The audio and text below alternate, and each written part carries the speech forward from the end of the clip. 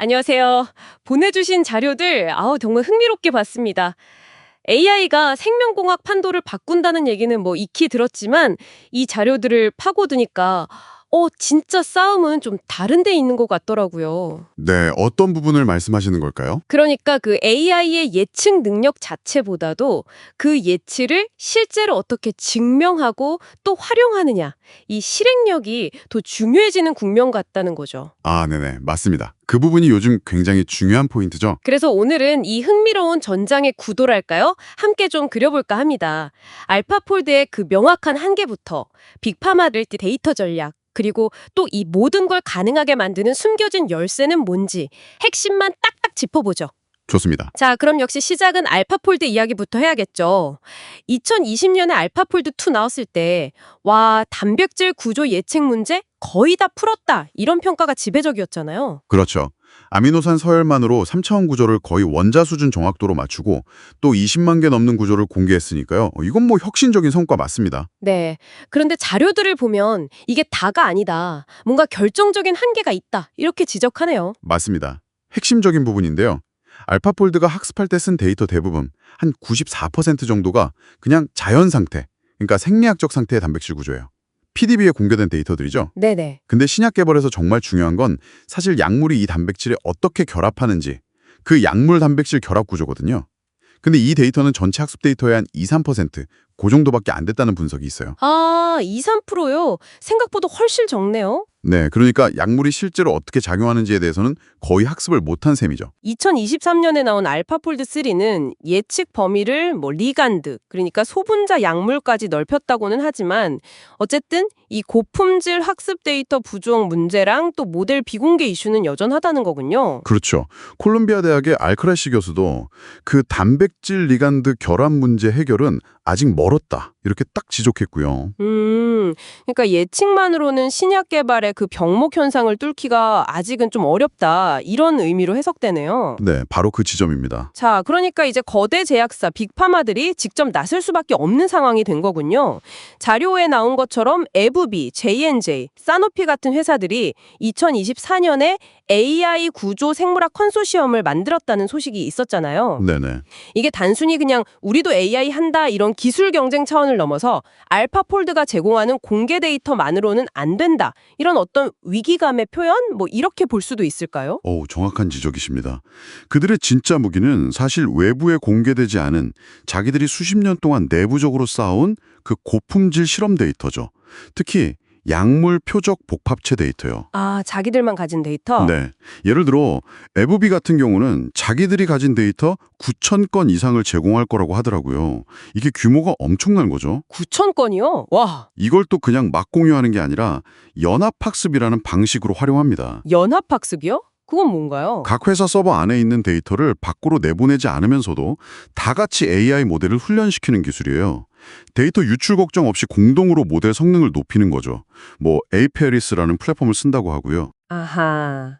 그럼 이제 AI 모델 자체의 성능 경쟁이라기보다는 누가 더 좋고 희귀한 비공개 실험 데이터를 가졌느냐, 그야말로 데이터 전쟁이 본격화됐다, 이렇게 봐야겠네요. 네, 맞습니다. 데이터의 질과 양이 이제 핵심 경쟁력이 된 거죠.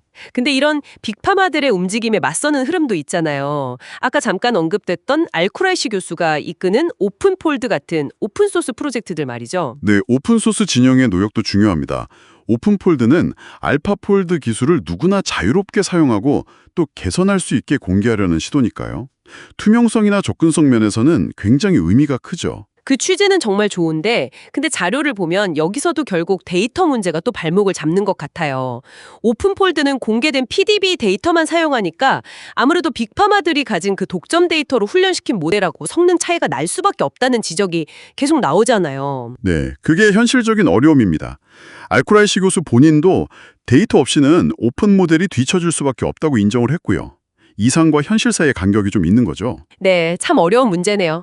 자, 그런데 바로 이 지점에서 저는 이 회사가 정말 판을 흔드는 플레이어 같다는 생각이 들었습니다. 바로 긴코바이오웍스요. 아, 긴코? 네네. 이 회사는 좀 특이한 게 알파폴드 같은 예측 AI 모델을 직접 만드는 게 아니더라고요. 대신에 AI가 한 예측을 실제 실험으로 검증해주고 그 결과를 다시 AI가 학습할 수 있는 데이터로 만들어서 돌려주는 일종의 실행 루프를 제공한다고요. 이게 도대체 어떻게 가능한 거죠? 핵심은 긴코가 가진 고도로 자동화된 실험시설, 그 파운드리 혹은 RACS라고 부르는 것에 있습니다. RACS요? 네, 로봇들이 수백, 수천 개의 실험을 그냥 동시에 막 돌리는 거예요. 근데 중요한 건 단순히 실험 결과만 딱 내놓는 게 아니라는 겁니다. 그럼 뭐가 다른 건가요? 실험을 어떤 조건에서 했는지, 온도, 습도, 사용한 시약 등등 아주 상세한 정보, 이걸 메타데이터라고 하는데 이걸 결과 데이터랑 같이 묶어서 AI가 바로 이해하고 학습할 수 있는 형태로 구조화된 데이터로 즉시 만들어줘요. 와, 그냥 실험만 대신 해주는 게 아니었군요. 그렇죠. 설계 디자인하고 그걸 바탕으로 실제 실험을 구축하고 결과를 테스트하고 그 결과를 다시 AI가 학습하는 이 전체 사이클, DBTL 사이클이라고 부르는데 이 전체를 자동화하고 여기서 나온 데이터를 API 형태로 바로 제공하는 겁니다. 와, 대단하네요.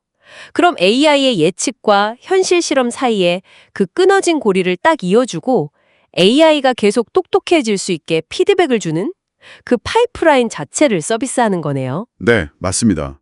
긴코 CEO 제이슨 켈리가 우리는 루프를 완성한다. We close the loop. 고 말했는데 바로 그 의미죠. 아, 이제야 그 말이 확 와닿네요. 정말 대단한데요. 네, 긴코의 진짜 경쟁력은 단순히 로봇 설비가 많다는 게 아니에요. 지난 10년 이상 쌓아온 그 실험 설계 노하우, 프로토콜, 그리고 이 데이터를 체계적으로 구조화하는 능력이 있습니다. 노하우와 시스템이군요. 그렇죠. 모든 실험 결과 하나하나가 그냥 숫자가 아니라 AI 학습을 위한 완결된 정보 조각이 되는 시스템인 거죠. 이건 사실 빅파마가 돈이 아무리 많아도 단기간에 따라잡기 어려운 일종의 생명공학용 운영체계 OS 같은 거라고 볼 수 있어요. 아, 운영체계요. 비유가 적절하네요. 그래서 빅파마들도 이걸 직접 다 구축하기보다는 긴코의 플랫폼을 그냥 활용하는 쪽을 택하는 거군요. 네, 그런 경향이 있습니다. 마치 그 팔란티어가 다양한 산업에서 데이터 분석 결과를 실제 운영 시스템에 적용시키는 미들웨어 역할을 하는 것처럼 긴코는 생명공학 분야에서 AI의 예측을 실험실 현실과 연결하는 핵심 인프라, 뭐 그런 역할을 하고 있다는 분석이 참 인상 깊었습니다. 맞습니다. AI 모델 자체를 개발하는 경쟁도 치열하지만 결국 그 모델을 쓸모 있게 만드는 실행력이 뒷받침되지 않으면 의미가 반감되니까요. 긴코는 바로 그 실행력에 집중하는 거죠. 네, 정말 흥미로운 전략입니다. 오늘 보내주신 자료들 덕분에 이 AI 생명공학 분야의 복잡한 판세가 좀 한눈에 들어오는 것 같습니다. 예측의 시대를 연 알파폴드부터 독점 데이터로 성을 쌓는 빅파마들, 또 개방성으로 도전하는 오픈소스 진영, 그리고 이 모든 것을 현실에서 작동시키는 강력한 실행 엔진, 긴코 바이오웍스까지. 네, 정리가 잘 된 것 같습니다. 결국 미래는 이 예측 모델, 즉 AI 기술 자체와 또 그걸 학습시키는 독점 데이터, 그리고 이걸 현실에서 검증하고 가치를 만들어내는 실험 기반의 실행력, 이 세 가지 요소가 어떻게 서로 영향을 주고받으며 혁신을 이끌어갈지 지켜보는 것이 중요해 보입니다. 그렇죠. 기술, 데이터, 실행 플랫폼 간의 어떤 힘겨루기, 또 협력 관계가 계속 펼쳐지겠네요. 네, 앞으로의 구도가 더 흥미진진해질 것 같습니다. 자, 그럼 마지막으로 청취자 여러분께 이런 질문을 한번 던져보고 싶네요. AI 모델 기술 자체가 점점 더 발전해서 누구나 쉽게 쓸 수 있는 뭐랄까 좀 보편적인 기술이 된다면 과연 장기적인 경쟁 우위는 어디에서 나올까요? 핵심적인 데이터를 틀어준 쪽일까요? 아니면 그 데이터를 실제 가치로 바꾸는 실행 플랫폼을 장악한 쪽일까요? 한번 생각해 보시면 흥미로운 지점이 아닐까 싶습니다.